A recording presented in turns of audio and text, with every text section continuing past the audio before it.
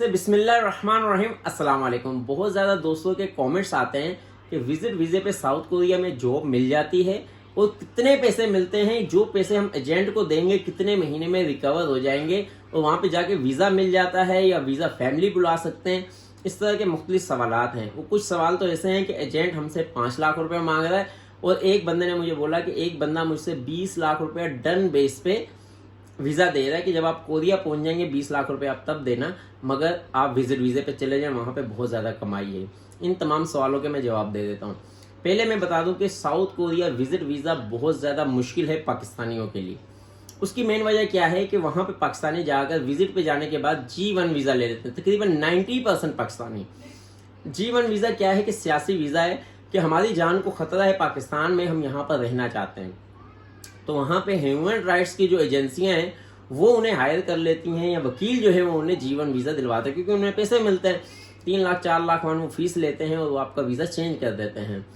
अब जब G1 visa मिलता है, आपको 6 महीने तक काम करने की इजाज़त नहीं होती है। कर भी सकते हैं तो आप 2 से 4 घंटे या 5 घंटे की परमिशन मिली होती है कि आप इस दौरान ये काम कर सकते हैं। अब बात आती है कि काम मिल जाता है कि नहीं। ये सिचुएशन के ऊपर है कि काम की तेज़ी है कि नहीं। सबसे पहली बात मैं आपको सच सच बताऊं तो उन लड़कों को मिलेगा जिसको कोरियन ज़बान आती है, उन लड़कों को मिलेगा जिसके कोरिया में कम से कम भी 100 से ज़्यादा फ्रेंड्स हैं, जो मुख्तलिफ कंपनियों में काम करते हैं। वो 100 के साथ मुसलसल सोशल मीडिया एक्टिवेट है, सोशल नेटवर्क उसका बहुत ज़्यादा है, वैसे उसकी दुआ सलाम बहुत ज़्यादा है। तो 100 में से किसी एक कंपनी में काम मिला, 15 दिन 20 दिन वहाँ से निकला तो किसी और 100 में से किसी और के पास काम मिल गया, वहाँ चला गया। अगर नहीं तो उसके पास अपनी रिहाइश उसे लेनी पड़ती है, क्योंकि अगर जिस दौरान काम नहीं है तो वो कहाँ पर रहेगा। वैसे तो वो रिहाइश जहाँ पे काम करेगा वहाँ मिल जाएगी। अच्छा, पहले बात कहीं और निकल गई। पहले ये मैं बता दूं कि एजेंट जो है वो 100% धोखा देते हैं। 100% तकरीबन आपको बोलेंगे डन बेस पे, इस बेस पे, उस बेस पे, आप कहाँ पर फंसेंगे।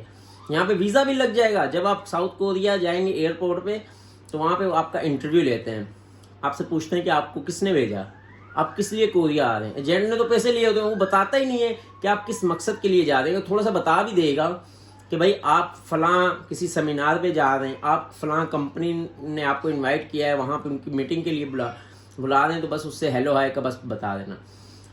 एयरपोर्ट पे वो ये पूछ लेता है कि आपको इस कंपनी से रब्ता करवाने वाला कौन था और कैसे किया, और आपका जो बैकग्राउंड है वो आप क्या काम करते हैं, पहले वो ये पूछते हैं। आप बोले भाई मेरी परचून की दुकान है, बोले मेरी सीमेंट की दुकान है, बोले मेरी फलां फैक्ट्री है, मिसाल के प्लास्टिक की फैक्ट्री है, तो बोलेंगे प्लास्टिक की फैक्ट्री है तो आपका वकीलों के साथ वकीलों में सेमिनार में इन्वाइट किया तो क्यों किया है। यहाँ बोलेंगे किसी यूनिवर्सिटी ने तुम्हें इन्वाइट किया है तो किस मकसद के लिए किया है। तो उसका आंसर आपके पास होना चाहिए। नंबर 1 बात, नहीं आंसर तो एयरपोर्ट से डिपोर्ट। इसलिए मैंने बोला 100%। बहुत ज़्यादा लड़के एयरपोर्ट से वापस आते हैं जो इस मकसद में कामयाब हो जाते हैं कि जो सवाल उन्होंने पूछे हैं, मतलब जिस मकसद के लिए वीज़ा लगा है वो मकसद उसको पता होना चाहिए कि मैंने वहाँ जाना है, वहाँ रहना, वहाँ खाना, वहाँ से वापस कैसे आना है। वापसी तक का एयरपोर्ट में पूछ लेते हैं। अगर वो जवाब देने में 100% सही हो तब जाके वो एंट्री होने देते हैं, नहीं तो बोलते हैं भाई इसको पता ही नहीं कि वापस भी आना है इसने, इसको ये भी नहीं पता है कि भाई इसका काम जो है वो ब्रिक्स से रिलेटेड है और ये जा रहा अपना लोहे से रिलेटेड है, मगर इसका तो ब्रिक्स से और लोहे का कोई काम ही नहीं है। अगर है तो कोई कनेक्शन नहीं मिल रहा है, वापस भेज देते हैं। जो चले जाते हैं फिर जाके 2-4 महीने खज्जल होते हैं, उसके बाद जॉब मिलती है, कहते हैं हम कहाँ फंस गए, क्योंकि वहाँ पे तकरीबन 3.5 लाख 4 लाख रुपए महीना सैलरी बन जाती है, मगर पूरा महीना काम मिले तो। बहुत खुशकिस्मत लड़के हैं, मतलब 100 में से 10 लड़के ऐसे हैं जिनको प्रॉपर जॉब मिलती है, 90 लड़कों को प्रॉपर जॉब नहीं मिलती है। वहाँ पे जाके खज्जल ख्वार होते हैं और बद्दुआएं देते हैं एजेंट को भी, अपने घर वालों को भी और अपने आप को भी, कि यहाँ पर आके कहाँ फंस गया। सूरत हाल ऐसी है कि काम में बहुत ज़्यादा तेज़ी है तो मालिक कुछ अरसे के लिए रख लेता है जब तक कि उसको नया लड़का ना मिल जाए वर्क वीज़े वाला, E9 वर्क वीज़े वाला। जैसे ही वो मिलता है उसे वो भगा देते हैं, चल भाई तेरी ज़रूरत नहीं है। तो विजिट वीज़े पे देखिए, मैं साउथ कोरिया में कितना अर्सा रह गया हूँ, 10 साल। कितने दोस्त थे, कम से कम 1000 दोस्त। तो मैं चाहता तो मैं खुद भी विजिट वीज़े पे दोबारा जाता। मैं चाहता तो जब मैं वहाँ पे रह रहा था तो अपने छोटे भाई को बुलाता तो कहीं ना कहीं एडजस्ट करवा के रखता, मगर मुझे पता था कि विजिट वीज़े पे जलालत है और कुछ भी नहीं है। हर 3 महीने के बाद 4 महीने के बाद G1 वीज़ा दोबारा रिन्यू करवाना पड़ता है, फिर अदालत जाना पड़ता है, फिर वकील को हायर करना पड़ता है, फिर वहाँ आना जाना लाजमी है। अगर आप नहीं जाएंगे तो वो G1 वीज़ा आपको एक्सपायर करके आपको फुल पॉप कर देंगे, मतलब कि वो इनलीगल कर देंगे, वो कहीं पे भी पकड़ के आपको या कंपनी को जुर्माना ठोक देंगे। G1 बंदा लगाते लगाते थक जाता है कि यार हर 3 महीने बाद लगाने जाऊँ, जो लगाते हैं वो कहता है यार 4 लाख वन 5 लाख वन वकील ले लेता है, तो मुझे क्या बचा, 3 महीने में मैं मर के जो है ना महीना काम मिलता है, उसमें से 5 लाख वन वकील ले लेता है, 5 लाख वन 7 लाख वन मेरा खर्चा हो जाता है, तो बचता क्या है 15-20 लाख वन।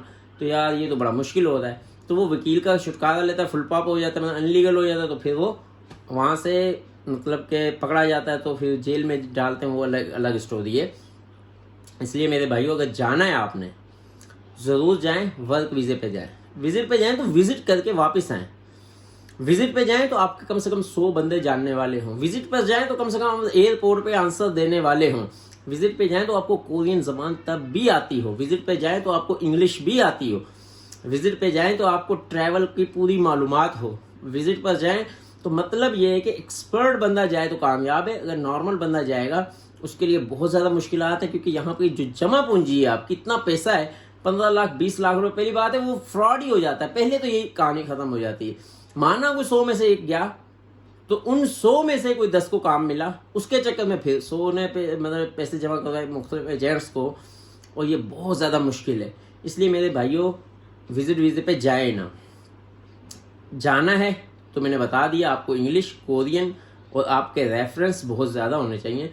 फिर पॉसिबल है कि G1 वीज़े पे आप कुछ पैसा कमा लें, मगर उसमें पाकिस्तान की बदनामी है।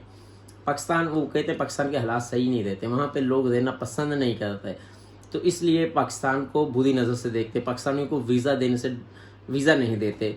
पाकिस्तानियों के साथ वो मतलब बुरा सलूक तो नहीं करते, मगर जो गवर्नमेंट की सतह पे वो पाकिस्तान का इमेज बहुत ज़्यादा ख़राब होता है। आवाम को तो पता ही नहीं होता किसके पास क्या वीज़ा, क्या कैसे आया हुआ, क्या कर रहा है। उनको यही पता है यहाँ पे फॉरेनर्स हैं और काम करते हैं और हमारे मुल्क से कमा के अपने मुल्क भेजते हैं। कोरियन लोगों के दिमाग में बस सिर्फ यही है। अब उनको नहीं पता किसके पास कौन सा वीज़ा, किसके कोई कैसे आया हुआ है। उनको ये भी नहीं पता कि हम टेस्ट देकर आते हैं, उनको ये भी नहीं पता कि हम जाते कैसे हैं।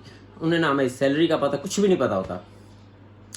जो नॉर्मल पब्लिक है जो वहाँ पे जो काम काज कर रही होती है, तो यहाँ पे काम ऐसी जगह मिल जाता है। ऐसा गांव देहात होगा, वहाँ पे उसने कुछ जानवर पाले होंगे या मुर्गियाँ पाली होंगी, उसकी देखभाल के लिए रख लेंगे। तो भाई बड़े सोच समझ के जाएं, ये पूरी प्लानिंग करके जाएं कि पता चले, आपको पता है कि यहाँ से वहाँ एक आग का दरिया है और डूब के जाना है, मतलब मरना ही मरना है, वो उसका दूसरा कोई ऑप्शन ही नहीं है। और हो सकता है पॉसिबल है कि आप जाएं, वो आग जो है वो आपको रास्ता दे दे, तो फिर आगे मज़े, 4-5 साल पैसा कमाएं, अच्छा खासा पैसा जमा हो जाएगा। पाकिस्तान आए, बिजनेस प्लानिंग के ऊपर जाएंगे फिर सही है। अगर सोचें वहाँ पे 4 साल पैसा कमाया, यहाँ के आके घर बनाया, घर पे आके दोबारा आके बूढ़े होके घर में रहना शुरू किया, पता चला कि घर पे कब्जा किसी और ने कर लिया, अब मेरा अख्तियार नहीं। मैं ऐसे बहुत से बंदों को जानता हूँ, आप यकीन माने बहुत ज़्यादा लोगों को जानता हूँ जो कोरिया से पैसा कमाते हैं, मुश्किल से यहाँ पे बेचते हैं, यहाँ पे आके कब्जा हुआ होता है, उन्हीं के किसी रिश्तेदार बहन भाइयों में से किसी ने कर लिया होता है, वो आके पछताते हैं।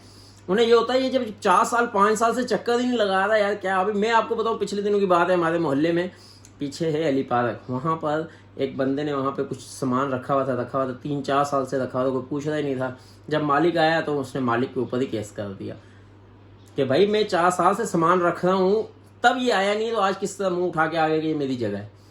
वो दोनों ने एक दूसरे के ऊपर पर्चे करवाए, वो मतलब कि मुसीबत पड़ी, रजिस्ट्री उसने दिखाई, इंतकाल दिखाया, केस लड़ा, फिर उसने अपनी जगह पे ताले लगाए और घर बनाया। पहले कुछ ऐसा उसने बाउंड्री की, ताले लगाए, अब घर बनाया। तो क्या हुआ कि जो ज़्यादा देर तक नहीं आते उनके लिए ये भी प्रॉब्लम है। तो पैसा, मकसद क्या है, पैसा बचाना, वो पैसा हमारा अपना रहना। अगर पैसा ही अपना नहीं रहे तो फिर जाने का फ़ायदा ही क्या। तो ये सूरत हाल है। इसलिए जिसने जाना है वो इंटरव्यू, वहाँ पे सोशल एक्टिवेट, वहाँ पे रास्ते, वहाँ पे ज़बान कोरियन और इंग्लिश आती है, तो फिर आप जाएँ। और मुश्किलात का सामने करने की हिम्मत है तो आप विजिट वीज़े पे जाएँ, नहीं तो ना जाएँ। आज तक के लिए इतना ही काफ़ी। अपना और अपने दोस्तों का ख्याल रखिएगा। अल्लाह हाफिज़।